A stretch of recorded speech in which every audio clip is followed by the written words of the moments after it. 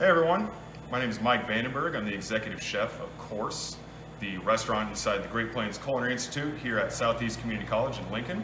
We're really happy to be part of the digital Do the Brew cooking series. And today we're going to be making a Stout-Braised Beef Stew. And the beer that we are using is the Your Friend Death Imperial Stout by Cosmic Eye. Cosmic Eye is a brewery here in Lincoln. I'm a really big fan of their beer, and I really like their style too. And this beer specifically was going to work really well to make a really hearty beef stew, especially because it's imperial, so it's a little higher in alcohol content and packs a lot of flavor. So before we get started, I'll go over our ingredients that we have here. So I chose this beef stew because a lot of people are cooking at home right now. And not only is it a very inexpensive, very hearty meal, it also has a lot of very basic ingredients that a lot of people will probably have at home already. So just to go through a few things here, we have our vegetables. This is called mirepoix, which is carrot, onion, and celery. With the carrots and the celery, I do a pretty big dice on this. I like my stews really hearty. They don't have to be super pretty, it doesn't have to be super uniform. We're gonna cook it for a really, really long time. So when we cook things for a really long time, the bigger they are, the more sturdy they'll be and they'll hold up after that long cooking time. So carrot, onion, celery, we have a little minced garlic. I have russet potatoes here that I diced up. I like to leave the skins on. It's up to you, it doesn't matter. And also these are another pretty big cut too, due to the hardiness of the stew. We have our beef. Now the beef that I'm using is a eye of round, and that comes from the hind quarter of the cow. The best beef to use for stews are tough, cheap cuts. Anything from the shoulder, like the chuck roast, shoulder clod, or anything from the rear, which it would be any of your eye of rounds, inside rounds, things like that. The best part about it is it's very inexpensive because they're really tough, but we're gonna use the braising method, which is gonna break down that connective tissue and make them really tender. I have these cut into about an inch piece. As far as how big or how small you want it, it's really up to you. Also, we have tomato paste. This is our stout. This is 12 fluid ounces, or about a cup and a half, which would be a normal size can or bottle of beer. Worcestershire sauce. Here I have bay leaf and some dried thyme. Beef stock. Now, this is stock that we've made here at the college. I highly recommend that if you're buying stock from a store, that you get unsalted stock. Now, there's a difference between stock and broth. We want to buy stock that's unsalted. If you go to the store and you see the box, it says beef stock. If it doesn't say unsalted very clearly on the front, that means it has salt in it. I like to do unsalted because I like to be able to control the amount of salt, and I'm sure you'd like to do that too. I also have a little bit of parsley, and then bacon that I have just cut into strips. Doesn't have to be fancy. Just take your regular strips of bacon and cut it into strips, and then I also have a little bit of cornstarch, and then salt and pepper. So let's get started.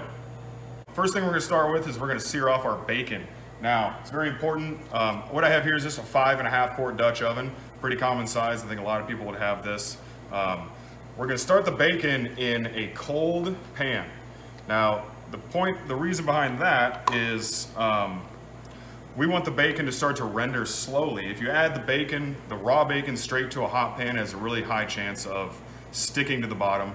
This way, when we start with the cold pan, we bring up the heat slowly. I have it on about a medium heat right now. As the fat starts to render, the bacon won't stick so bad to the pot. Our bacon is about halfway done. We want to get this bacon really crispy. It's important to keep it moving around. Now, as you'll see, you can see a lot of this coloration on the bottom of the pan. That is what makes stews absolutely delicious. So we definitely want to keep that there. If it starts to get a little too dark and you really start to smoke, just turn the heat down.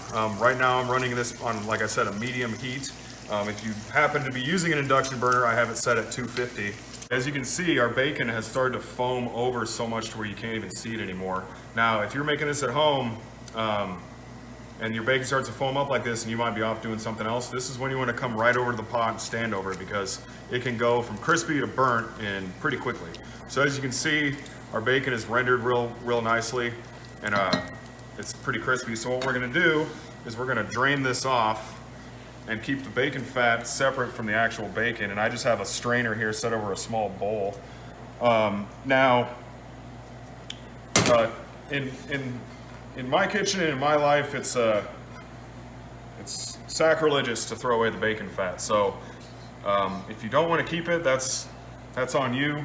I always keep it and I always save it because you never know what you could use it for. So we're just going to let that sit there. We have our bacon and then our fat drained off. We're going to put our pot back on the burner. And it's okay, like I said, leave all that. That's called fond. We want to leave that in there. We're going to start searing our beef now. Now, what I want to do is put a little bit of this bacon fat back in here. Not much, though. Just enough to kind of coat the bottom. Maybe a tablespoon and a half. Okay, we'll get that rolled around there nice. I'm going to turn up the heat a little bit just to make sure we get a good sear. Now, the beef, I tossed it with a little bit of salt and pepper already. That's just to kind of help the sear, help the caramelization. We will add salt to taste to our stew later on to make sure that it's seasoned well enough. So now, one way we want to test this is we want to make sure that when this beef goes in, that it starts to sear and bubble right away like that, okay? So and we can see the bake fat starting to smoke. So we're just going to want to add all this beef in here. Now, the great thing about this beef stew is that it's kind of a one-pot deal. Now, as you can see, I'm using my hand to pull it out of the container and put in the pot rather than just dumping it all in here. The reason being is I cut this beef yesterday and some of the juice has kind of seeped out on the bottom. I don't want that juice in here. That's going to kind of ruin our sear a little bit. And so, as you can see, I'm starting to get a little crowded. So I'm actually going to pull some of these out, because the more crowded it is, the harder you're going to get a good sear. And it's really important to get a good brown on your beef. So I want to pull some of this out. This is a little smaller pot than what I used yesterday when I tested this. So we want everybody to get their turn on the bottom of the pan here. So we don't want to crowd them too much. So we're going to do the beef in two separate batches. You can see the beef start to turn gray around the edges. That's usually a good indicator that we got a good sear on each side. So what we're looking for is this nice brown. That's really good. We really want that. And like I said, once again, don't worry about all this color on the bottom. That's exactly what we want. We're going to pull it all up later. So you could go through and do each piece, but pretty much I'm just going to kind of mix everything around and get it to where we're kind of getting a really good brown on all sides. And as you can see, that's already coming up off the bottom. Now, when I start to stir this beef, a lot of the moisture is starting to come out. Now, the reason why I pulled this out by hand is because a lot of the moisture from the beef, it prohibits a good sear. Now, it's just really important to get a good sear on one side, and then the other sides we're just going to kind of brown up a little bit. That helps, it helps develop flavor, but it also helps keep these pieces nice and juicy. So this is the second batch of beef that we have here. We got it all browned up. So what we're going to do is basically just pull this beef out of the pan and I'm going to loosen it up here. Keep all the juices and everything with it. We put them all in the same bowl, okay? We'll just set that off to the side. So now off to the side here we have our beef and our bacon just hanging out, waiting to go back in the pot. Now pan's going to go back on the burner here. Give it a little wipe. And now we're going to start with our vegetables. So, as you can see, there's a little bit of fat left in there. That's plenty. These vegetables are going to add a lot of moisture, so we have enough. So we're going to throw our onion, celery, and our carrots. Now, as you can see, I left the garlic out. We're going to leave the garlic out until right at the end. If we put the garlic in now, it's going to burn before the rest of these cook. And now with these, I'm just going to add a little sprinkle of salt. Remember, go light now because we can always add later. And a little bit of pepper. And then this, we just want to saute. And as you'll see, even before we deglaze, as we're doing these vegetables, it's going to start to pull off that fond off the bottom of the pan. So just keep these moving, and we're going to cook these until they're kind of translucent, or what they call sweating. So now you can see our onions and our vegetables have started to turn kind of translucent, and they look a little like sweaty, I guess if you want to call it. We don't want to cook them all the way through. We don't want to saute it completely because they are going to cook for like 2 hours in the pot. So now that they're sweat really nice, we'll throw our garlic in there. Mix that around. And typically I only saute garlic for maybe 30 seconds, maybe a minute at most. It can burn really quickly, it can burn really easily. So we just want to mix that around and make sure that gets cooked out, impart the flavor. And you can see some of this color is already coming off the bottom of the pan and into our onions, and that's good. That's helping us because we're going to deglaze that here in a minute and really get all that color going. Right now I'm running kind of a medium-high heat. You really just want to kind of keep an eye on it. I just turned the heat up, and you can start to hear the vegetables get a little bit louder. The louder they are, the higher the heat. We don't want them to be screaming at us, but we want them to be kind of talking pretty nicely. And I'd say that's probably good for the garlic. So now what we're going to add is our tomato paste. Now, anytime I cook or make a sauce or a stew or a soup, like chili or something, and I put tomato paste in there, I cook the tomato paste a little bit before I add the liquid. Now what this is going to do is it's going to kind of caramelize that tomato paste, and it's going to give it a nice roasted, kind of sweet flavor addition to our stew. So we want to mix that around real good, leave it on that same medium-high heat, and get that tomato paste caramelized a little bit. It'll start to kind of, you'll see, it'll start to kind of turn black and brown. This will take about 3 or 4 minutes. Now our tomato paste is cooked for about 3 or 4 minutes. You can see we got a lot of good darkness on the bottom of that pan. And we're gonna add our beer. Now what I'm gonna do is I'm gonna add the beer straight to the bottom of that pan. And I wanna take my tongs or anything metallic and really scrape that off of there. We want all of that fond scraped off the bottom of the pan. Now it's very important that you have a sturdy either stainless steel or an enamel line cast iron pan for this, because you don't want to be scraping a non-stick pan like this. So I'm literally getting in there and I can feel, you know, all of that fond that we want off the bottom there. And I'm just scraping it until I don't feel that crusty on the bottom anymore. We want all of that good flavor. That's not burnt. That's what we like to call in the industry. That's not burnt, that's caramelized. And then as the beer kind of starts to come up to a simmer, that'll help pull that off. This is smelling really, really good now. This stout is really packed full of flavor, and Cosmic Eye did a really great job with this one. Okay, so now that I can kind of feel that most of that fond is off the bottom, it's not going to be all of it. You're not going to be perfect if we can pull some of that away. You can see some of it's still on there, and that's fine. That'll come off in the end cooking process. So now basically what we're going to do is we're going to add almost all of the rest of our ingredients. We're going to start with our stock,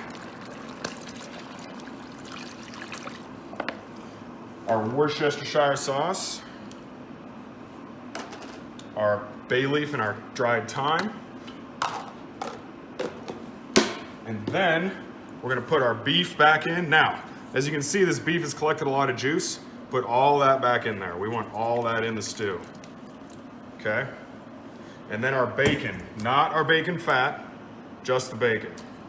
Put that back in. And then we'll give everything a nice stir. Get everything off the side. Get it all mixed in together really well. Now what we're gonna do is we're gonna wanna bring this back up to a boil, and then we're gonna lower the heat down to a simmer, and we're gonna cover it. It's really important to bring it up to a boil first and then lower it to a simmer. That way we have a little bit more control and we know exactly what our pot's doing. The great thing about these induction burners is they heat up really, really fast. So you can see we're almost to a simmer already. We're bubbling right there. So we're gonna bring it up to a simmer. And once that gets to a simmer, we're gonna throw the lid on it. And we are gonna cook it for 2 hours total. But we're gonna start with an hour and a half, and then if you come over here, you can see that I have 3 ingredients left on my tray. I still have the potatoes, I have cornstarch, and then I have the parsley. Now, cornstarch and the parsley are for the very end, but the potatoes we don't wanna put in right now because we don't wanna boil our potatoes for 2 hours. They're gonna turn into a gritty mess. Vegetables are very fibrous, so they are able to withstand a long cook time, especially since we cut them so big. Potatoes, not so much. So, we're gonna simmer this as it stands for about an hour and a half, and then that last half hour we're gonna add our potatoes so they don't turn to complete mush. I actually already have the potatoes in the stew, but what I wanted to tell you is that before you put the potatoes in, if you cut them ahead of time, make sure you soak it in cold water because otherwise the potatoes will oxidize. I had these cut yesterday, they've just been soaking overnight. Make sure that when you put the potatoes in, about a half an hour before we're done here, make sure you drain that water off. We don't need that much liquid in our stew. So I've actually already added our potatoes in this batch, and this has gone for 2 hours now. And so our stew now looks like this. And it smells pretty amazing. So what we're looking for here is, you can see how much it thickened up over time, but what we're checking for, we're gonna check for seasoning here in a minute, but what we wanna do is make sure our beef and our potatoes are done. So what I like to do is just pull one piece of beef out, and then one potato, and you take your tongs, and we're gonna check, and that went through really easily. Same with the potato. Still holding its shape. You can still see the nice clean edges, but also very easily cut through, very tender. Now, if we cook it any longer, the potatoes will start to break down, they'll get kind of gritty. We want them to keep their shape. So the beef and the potatoes are nice and tender. Now, I am happy with the thickness of this stew right here. I think this is a really good looking stew. The beef is starting to break down and it's kind of adding to the thickness of it. And I think this is perfect. Now, if you happen to have, you added more liquid, or most importantly, you might have added more beer to your stew, which is always highly encouraged. It might be a little runnier than this. Now, if that's the case, you can either remove the lid and keep it simmering. Any steam that you see is going to be evaporation, so that's going to naturally thicken it. But if you're in a hurry and you're really, really hungry, or you want it really, really thick, what you can do, and this is a good way to keep it gluten-free, is we can add what we call a slurry. So right here I have our cornstarch. Now, this is just a kind of a random amount of cornstarch. I didn't measure this at all. What we want to do is we want to mix cornstarch with cold water. Make sure it's cold water. Cornstarch will dissolve in cold water. If it hits a hot liquid, it creates this pocket, and you'll have this little ball of cornstarch. So we're just going to add this. Now, if you do equal parts water and cornstarch, you're going to get like a putty. And what we want to do is make sure we have more water than we do cornstarch. And we want it to look pretty much like milk. Now, when you get in here, just mix it around really well and make sure you don't have any lumps. Sometimes I like to get in there with my hand just to make sure that I don't have any lumps, but I think I'm good here. Now, I'm not gonna add this to this stew because I think the thickness is good, but what we're gonna wanna do is take your cold cornstarch slurry, and you have your liquid that's boiling or maybe a hard simmer. And what we're gonna do is we're gonna add that slurry and we're gonna stir. Now, start small because this stuff thickens almost immediately. Now, what you want to do is add just enough slurry to get it to the thickness you want, and then you want to let it cook for at least a minute, and that will help cook out the starchiness of this cornstarch, okay?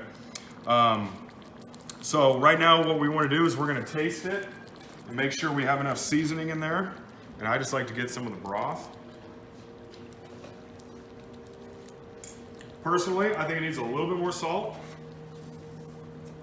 and maybe just a little dash of pepper, and just for good measure, we'll add a little bit more of the Cosmic Eye Imperial Stout, just because it's delicious.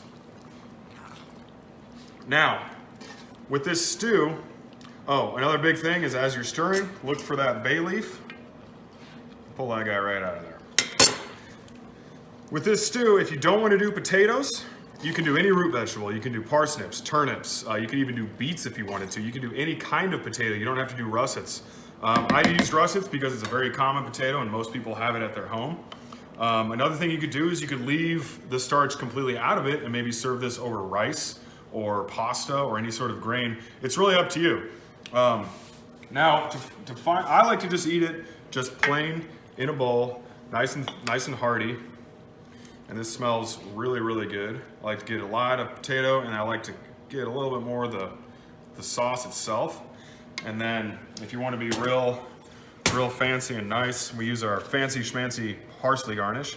Now I have this parsley in big pieces because I think if you mince it up really well and you put it on this big hearty stew, it looks kind of strange. So I like to just put a little bit right in the middle there. And there we have it. That is our Imperial Stout Braised Beef Stew. I'd like to thank the Digital Do the Brew crew for having me, or inviting me to do this program, and also I would like to thank Cosmic Eye for providing this delicious beer for me to cook with and also to drink. So cheers, thank you.